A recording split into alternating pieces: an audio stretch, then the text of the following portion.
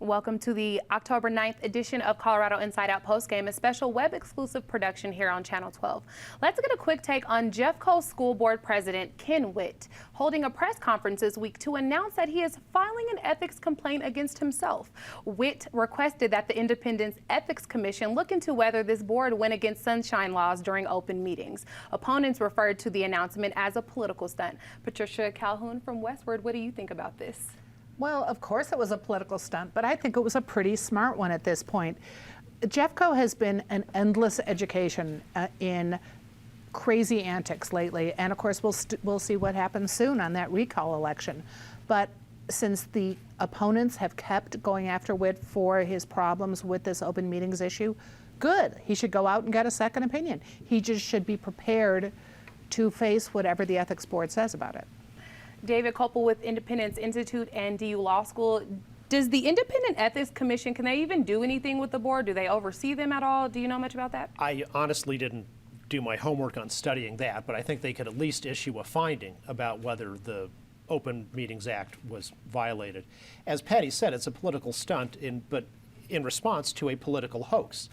The pro-recall petitioners have put this claim out there. It's actually on the petition itself, that the JeffCo board violated the Open Meetings Act. And it says a lot about their ethics and the weak case they don't really have, that they can put it out all to the public in this essentially almost libelous claim, but they never had enough to actually say, oh, let's go to law. We think somebody broke the law, but we're not going to go to law enforcement to have the Ethics Commission, the law enforcement in this case, look into it. I think that tells you there's no there, as is true on much of the rest of the recall campaign, such as that the board censored the history curriculum. Nothing was ever censored, but that lie is the foundation of their only hope for success in the recall. Penfield Tate, former lawmaker and attorney with QTAC Rock. What do you think about this? This is definitely something that is a huge controversy. A lot of people are paying attention to what's going on with the recall. Well, Ken Witt's actions are a political stunt, and they're kind of ridiculous, and it's frightening that he admitted that it was ridiculous. I mean, if you look at this, one of the issues you have, I think the commission has even said they don't have jurisdiction because the school board isn't a board of paid elected officials, so they don't have jurisdiction to issue an opinion. And even if they did, typically the path you take is Ken Witt and his colleagues would have gone to the commission or someone and said, we want to do the following. Is this consistent with Colorado law?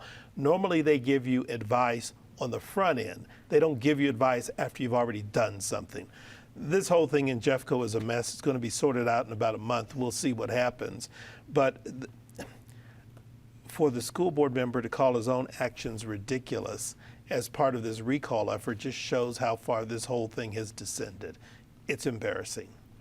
Natasha Gardner with 5280 Magazine. What do you think about this? I mean, this is something where he did call himself ridiculous, and this whole thing is ridiculous. What would you say? I think it's probably a stunt. Obviously, the intent is to sway voters to have a different opinion in this recall election.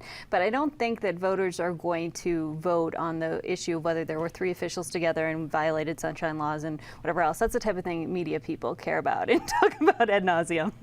The voters are going to go to the vote or to look at their ballots, and they're going to look at the proposed history class changes. They're going to look and remember the student protests. They're going to remember the board member who liked the anti-gay group on Facebook. Those are the type of things that are probably going to come up. Now, this might also come into that, okay, when I'm sitting here checking a box, what am I going to make a decision of? I'm just not sure it helps when he himself has called it ridiculous, that it helps your case then when that person is making that decision. So I think it was a political decision, but I just don't think it's going to sort of play out the way he was hoping.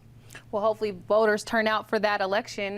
That's all the time we have for Colorado Inside Out postgame this week. Leave us a comment and tell us what you think. For everyone here at CPT12.org, I'm Gabrielle Bryant. Thanks for watching.